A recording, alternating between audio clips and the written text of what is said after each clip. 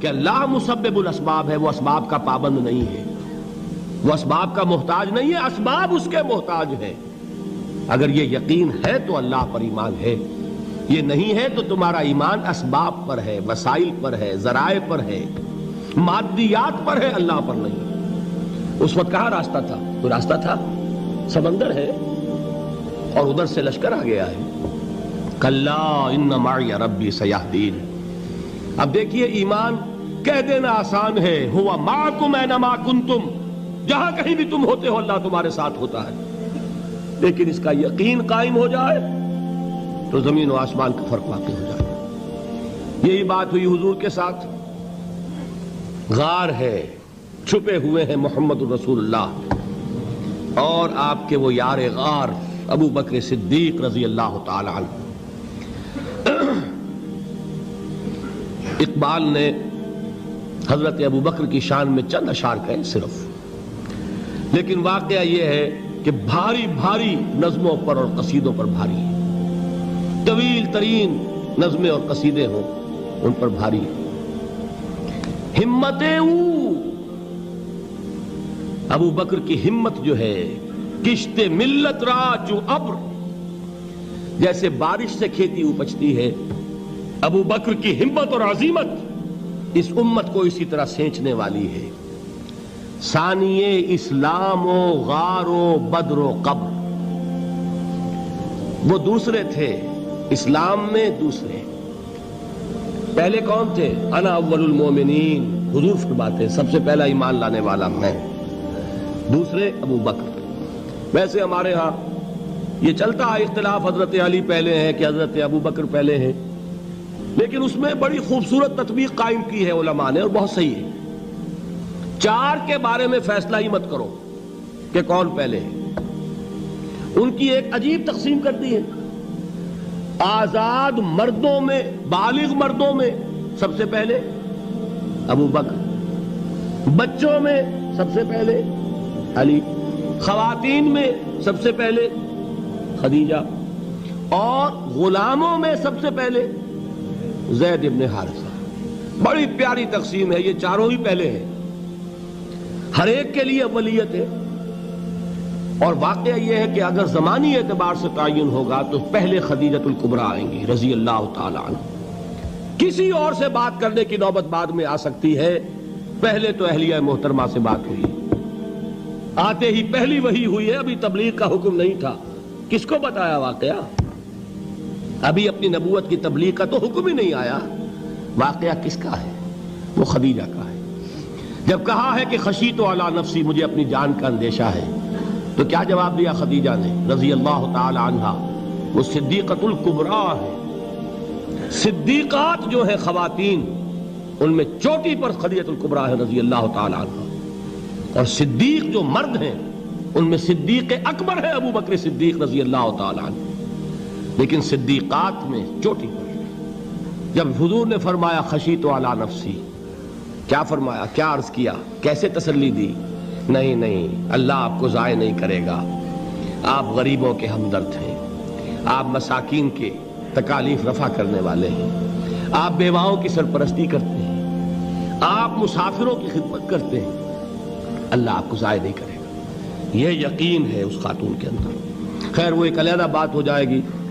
میرے دل پر حضرت خدیجہ رضی اللہ تعالیٰ عنہ کی شخصیت کا بڑا گہرا نقش ہے، جو وہ کوئی اور ہی وقت اور موقع ہوا تو بیان ہوگا۔ بہرحال اقبال نے ایک مصرے میں جو چار اولیتیں جمع کر دی ہیں، ہمتیں کشت امت را چو ابر، ثانی اسلام و غار و بدر و قبر۔ اسلام میں حضور کے بعد پہلے کون؟ ابو بکر۔ غار میں حضور کے ساتھ کون؟ ابو بکر۔ بدر کی رات اللہ کا رسول سربسجود، وہ جھاڑ، وہ گھاس پھوس کی جو جھوپڑی بنائی گئی تھی، اور وہاں تلوار ننگی لے کر پہرا دینے والا کون؟ ابو بکر۔ اور اس حجرہ عائشہ میں محمد کے بعد سب سے پہلے دفن ہونے والا کون؟ ابو بکر رضی اللہ تعالی عنہ وصلی اللہ علیہ وسلم۔ وہ جو معاملہ میں سنا رہا تھا غار ثور کا، حضرت ابو بکر بھی حضور کے خیال سے لرز گئے ہیں. آپ کو یاد ہوگا کہ جا کر پہلے تمام جتنے سوراخ تھے انہیں بند کیا ہے. ایک سوراخ رہ گیا تھا جس کو بند کرنے کے لیے کوئی کپڑا نہیں تھا. وہاں اپنی ایڑی رکھی ہے. تب کہا ہے حضور سے تشریف لائیے, اور اپنے زانو پر حضور کو لٹایا ہے. اور وہاں کسی موذی جانور نے کاٹا ہے. حضور کی آنکھ لگ گئی تھی. اس وقت اس بل کے اندر جو بھی بچھو ہے کیا ہے واللہ عالم, اس نے کاٹا ہے. اس کی تکلیف کی وجہ سے ابو بکر کی آنکھوں سے آنسو ٹپک گئے. حضور کے چہرے مبارک پر پڑے ہیں تو حضور جاگے ہیں معاملہ کیا ہے. ایڑی نہیں ہٹائی وہاں سے, مبادا وہ جانور وہاں سے نکل کر محمد الرسول اللہ کو کوئی گزن پہنچا دے. ابو بکر کی ایڑی ہے, جس طرح چاہے کھا لے, ختم کر دے, جان نکل جائے تب کوئی آنچ آئے محمد پر تو آئے, لیکن جیتے جی نہیں. وہ ہے ابو بکر. حضور کے خیال سے اس وقت حضور نے پھر اپنا لعاب دہن لگایا ہے, اور اس سے پھر آپ کی تکلیف ختم ہوئی. جیسے خیبر میں حضرت علی کی آنکھ دکھ رہی تھی, اس کو جو شفا حاصل ہوئی ہے وہ بھی حضور کے لعاب دہن سے ہوئی. تو بہرحال اس وقت انہوں نے کہا ہے کہ اے نبی یا رسول اللہ, اگر اس وقت ان میں سے کسی نے غیر ارادی طور پر بھی اپنے قدموں کی طرف جھانک لیا تو پکڑے جائیں گے. کیا جواب تھا اللہ کے رسول کا؟ لا تحزن ان اللہ معنا. اللہ ہمارے ساتھ ہے, کیوں گھبراتے ہو ابو بکر؟ یہ ہے ایمان باللہ. میرا مالک اللہ, میرا رازق اللہ, میرا محافظ اللہ, میرا مددگار اللہ, میرا پشت پناہ اللہ, میرا دوست اللہ. یہ دوستی ہے اللہ کی جو لب لباب ہے, حاصل ہے ایمان کا. اسی کا نام ولایت ہے. اولیاء اللہ کے سروں پر سینگ نہیں ہوتے. جس کے دل میں ایمان راسخ ہو چکا ہو وہی اللہ کا ولی ہے. جسے اللہ پر یقین ہو چکا ہے وہی اللہ کا ولی ہے. جسے یقین ہے اللہ میرے ساتھ ہے, میرا مددگار, میرا پشت پناہ, میرا ساتھی, میرا دوست, میرا محبوب, میرا محب. اللہ اہل ایمان سے محبت کرتا ہے. واللہ یحب الصادقین. ان اللہ یحب الذین یقاتلون فی سبیلہ صفا کانہم بنیان مرصوص. اللہ محبت کرنے والا, اہل ایمان محبوب, اور اہل ایمان محبت کرنے والے اللہ محبوب. والذین آمنوا اشد حبا للہ. آپ تصور کیجئے جسے یہ رشتہ ایمان یا رشتہ ولایت حاصل ہو جائے, الا ان اولیاء اللہ لا خوف علیہم ولا هم یحزنون. آگاہ ہو جاؤ, اللہ کے دوستوں کے لیے نہ کوئی خوف ہے نہ کوئی حزن ہے. اور میں بیان کر چکا تھا, خوف اور حزن کے خاتمے ہی کا نام امن ہے. زوال خوف, زوال حزن. یہ خوف اور حزن کیوں آتے ہیں بار بار؟ اللہ تخافوا ولا تحزنوا, دونوں آ گئے. الا ان اولیاء اللہ لا خوف علیہم ولا هم یحزنون, پھر وہی دو. وہ کیوں ہے؟ خوف ہوتا ہے کسی مستقبل کی بات کا, یہ نہ ہو جائے, وہ نہ ہو جائے, یہ نقصان نہ پہنچ جائے, یہ تکلیف نہ ہو, یہ غضب نہ آ جائے. خوف ہے مستقبل سے.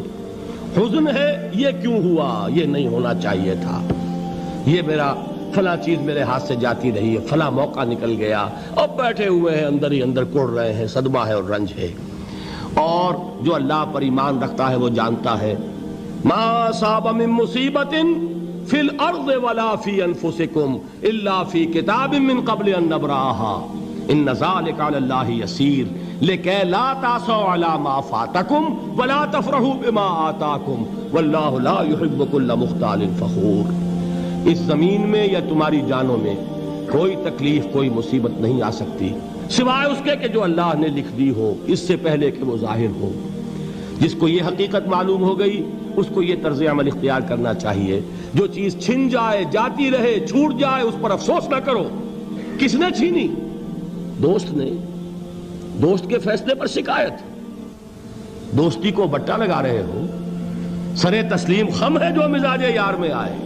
اگر دوستی ہے تو پھر تو تمہیں گردن جھکانی چاہیے کہ ہر چہ ساقی ماریخت عین الطافست, جو بھی میرا ساقی میرے پیالے میں ڈال دے اس کا کرم ہے.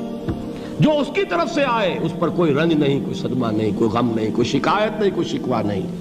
اور جو ہوگا وہ اس کے اذن کے بغیر نہیں ہوگا, اور اس کا اذن ہوگا تو یقیناً میرے لیے خیر ہی خیر ہے, چاہے وہ ناگوار شے ہو, بظاہر مجھے اچھی نہ لگ رہی ہو، میری شارٹ سائٹڈنس میں مجھے وہ نظر آ رہی ہے کہ میرے لیے بری ہے، لیکن قرآن نے کہا ہے عسیٰ ان تکرہوا شیئا وہو خیر لکم وعسیٰ ان تحبوا شیئا وہو شر لکم واللہ یعلم وانتم لا تعلمون۔ ہو سکتا ہے تم کسی چیز کو ناپسند کرو درحال ہے کہ اسی میں تمہارا خیر ہو، اور ہو سکتا ہے تم کسی چیز کو پسند کرو درحال ہے کہ اس میں تمہارا شر ہو۔ اللہ جانتا ہے، تم نہیں جانتے۔ جب مجھے یہ بات معلوم ہو گئی، میں نے اپنا معاملہ اللہ کے حوالے کیا۔ سپردم بے تو مایا خیش را تو دانی حساب کم و بیش را، اے رب جو تو چاہتا ہے وہ ہو، تیرے علم میں جو شے میرے لیے خیر ہے وہ ہو جائے، میری کوئی پسند نہیں، میری کوئی چاہت نہیں، یہ ہے راضی برضائے رب۔ اکبر الہ آبادی نے اسے کہا ہے رضائے حق پہ راضی رہ، یہ حرف آرزو کیسا، خدا خالق، خدا مالک، خدا کا حکم تو کیسا۔ جب میں آ گیا بیچ میں، میری پسند، میری مرضی، میری خواہش، میری چاہت، یہی تو شرک ہے۔ ما شاء اللہ کان وما لم یشاء لم یکن، جو اللہ نے چاہا وہ ہوا، جو اس نے نہیں چاہا نہیں ہوا، اختیار اس کا ہے، میرا تو نہیں۔ رضائے حق پہ راضی رہ، یہ حرف آرزو کیسا، خدا خالق، خدا مالک، خدا کا حکم تو کیسا۔ اقبال نے اسے کہا ہے فارسی میں، اب آپ کہیں اس کا ترجمہ بھی کرو تو وہ مجھے ذرا اس وقت کچھ بہت ہی بدذوقی کسی بات نظر آئے گی۔ جائیے پوچھئے کسی سے جسے فارسی آتی ہو، بروں کشید ز پیچا کے ہست و بود مرا، چے اقدہا کے مقام رضا کشود مرا۔ مجھے تو تمام پیچ و خم سے نکال دیا اس مقام رضا نے، میں راضی برضائے رب ہوں، جو فیصلہ اس کا میں اس پر راضی۔ تو کہاں کا حزن اور کس کا خوف، یہی زوال حزن اور زوال خوف، یہی ہے امن، یہ نتیجہ ہے ایمان کا۔ تو جان لیجئے یہ ہے لب لباب، یہ ہے حاصل ایمان کا، یہ ہے تو ایمان ہے، یہ نہیں ہے تو ایمان نہیں۔